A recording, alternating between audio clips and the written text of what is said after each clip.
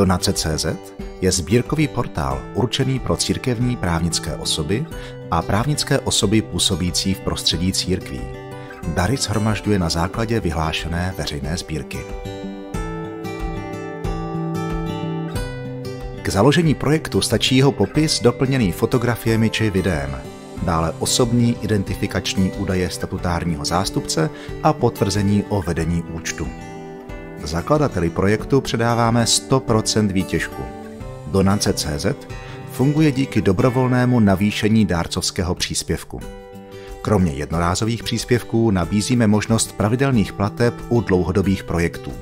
Výtěžek sbírky převádíme průběžně každý měsíc. Donace.cz umožňuje založit pouze dobročinné sbírky, primárně s křesťanským přesahem. Dárci si mohou zvolit mezi platbou bankovním převodem či kartou, jak u jednorázových, tak i u pravidelných plateb.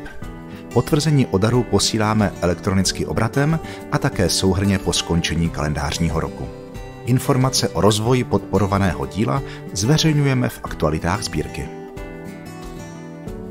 Se zakladateli sbírek úzce spolupracujeme na dosažení jejich cílů prostřednictvím Teovia nadačního fondu.